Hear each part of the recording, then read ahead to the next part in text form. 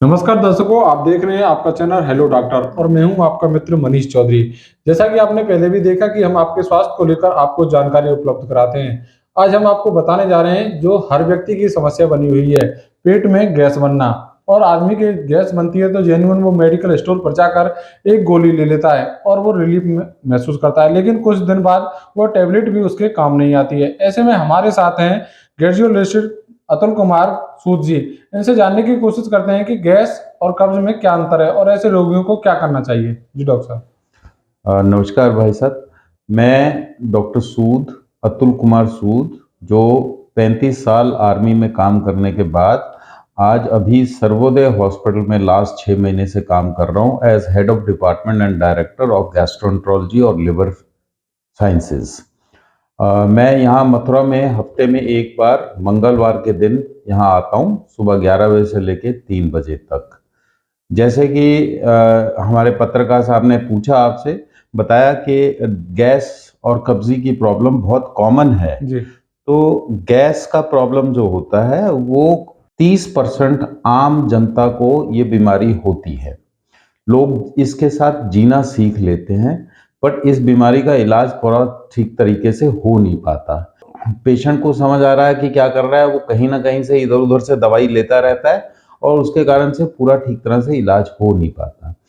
इसमें एक common problem जो सबके साथ अक्सर हो जाती है वो ये है कि हम जो भी खाना खाते हैं, आंत को डाइजेस्ट करना होता है खाने को, ताकि नीचे पूरा बॉडी एब्जॉर्ब करके जो बचा हुआ है खाना है वो मलमूत्र के नाम पे नीचे निकल जाता है। ये काम करने के लिए आंत को डाइजेशन के अलावा एक पंपिंग का भी एक्शन करना पड़ता है, जिसमें आंत आगे को धक्का मारती है खाना जो हमने खाया हुआ होता है। ये कभी कभी पंप स्लो हो जाता है या ये फास्ट हो जाता है। जब ये पंप स्लो हो जाता है तो स्लो होने के कारण से कब्जी होना मुलाजिम है, मोशन आता नहीं है या बहुत हार्ड होता है। और इसी तरह से अगर पंप फास्ट हो जाए तो ये मोशन बार बार या लूज होने के चांसेस हो जाते हैं। तो बेसिक प्रॉब्लम, पंप कई बार ठीक तरह से काम नहीं कर रहा होता या सेट नहीं होता ठीक तरह से, उस कारण से ये प्रॉब्लम करना शुरू होता है। अब जैसे कि मैंने बताया, पंप स्लो हो गया और कब्जी हो गई तो चीज़ें आगे ठीक तरह से धक्का नहीं लगेंगी, तो वो सब कुछ पीछे को ऊपर को आएगा। तो उसके कारण से एसिड ऊपर को वापिस आता है, ढकार आते हैं, गैस होता है, पेट फूल जाता है, पेट में कभी कभी मरोड़ भी पड़ जाता है। इस चीज को हम आम तौर पे लोग समझते हैं कि एसिड ज्यादा बन रहा है।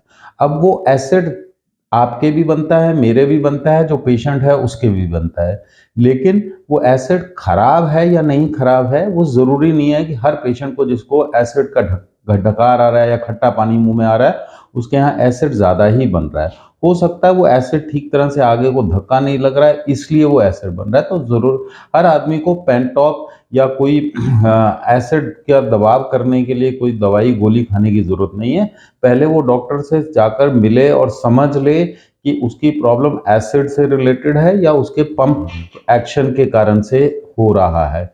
तो वो पंप को ठीक तरह से सेट करने के लिए थोड़ा समय देना पड़ता है, 2-3 महीने लग जाते हैं उसको सेट करने से। और अगर वो ठीक तरह से दवाई खाए तो उसका अच्छी तरह से इलाज हो सकता है। और ये बताएं खान पीन का कितना असर पड़ता है इस पर, खान पीन किस प्रकार से रखे लोग वहाँ अपना।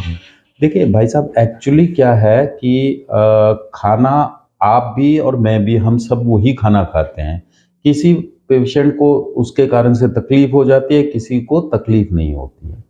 तो इसमें 2 या 3 चीज़ों का ध्यान रखना ज़रूरी होता है। एक, कि हम, जैसे मैंने बताया कि आंत डाइजेस्ट भी करती है और पंप भी करती है। तो जैसे कि कहावत है कि अगर टुल्लू पंप जो जी जी जी। चलता है, अगर वो खाली चलेगा तो वो जल जाएगा, अगर उसमें पानी नहीं होगा। तो उसी तरह से अगर आंत का पंप जो है वो खाली चलता रहेगा तब भी प्रॉब्लम होगी। तो उसको कुछ ना कुछ अंदर होना चाहिए ताकि वो ठीक तरह से पंप कर सके। तो उसके लिए खूब सारा हरा सब्जी, रोटी, फ्रूट, सलाद, जो गुद्दे वाली चीजें हैं वो खाएंगे तो आंत अच्छी तरह से पंपिंग एक्शन ठीक तरह से कर पाएगा। तो ये एक सबसे इम्पॉर्टेंट चीज ये होती है। और इसीलिए अगर वो उसकी डाइट में मैदे की चीज़ें ज़्यादा हैं जिसमें कि गुद्दा कम बनता है, रफेज कम होती है, इसको इंग्लिश में रफेज बोलते हैं, वो रफेज कम होती है तो फिर उसको कब्ज़ी होने का शिकायत होने के चांसेस रहते हैं या उसका पंप ठीक तरह से काम नहीं करेगा।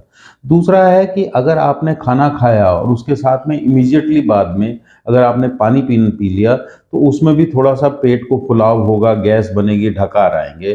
तो कोशिश ये करनी चाहिए कि हमें खाना खाने के आधे घंटे तक कुछ नहीं खाना, मतलब पानी नहीं पीना चाहिए। और दूसरा है कि अगर खाना खाने के इमीडिएटली बाद हम लेट गए तो भी पंपिंग एक्शन स्लो हो जाएगा।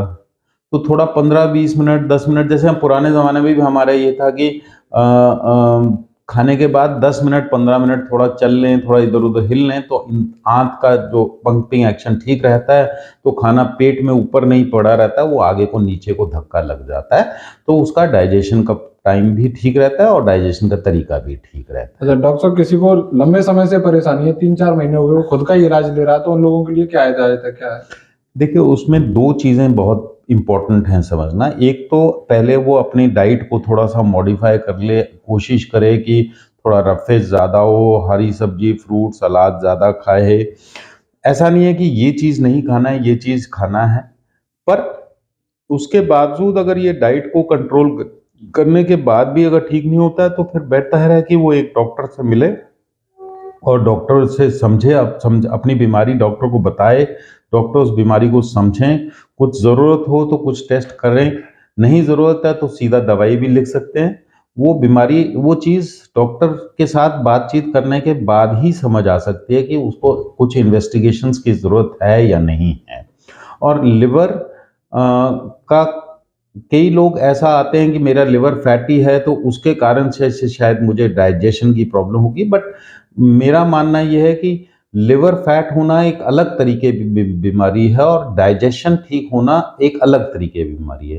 तो फैटी लिवर और डाइजेशन बराबर की चीज़ नहीं है, 2 अलग-अलग बीमारियाँ हैं और उनको अलग-अलग तरीके से ही डील करना चाहिए।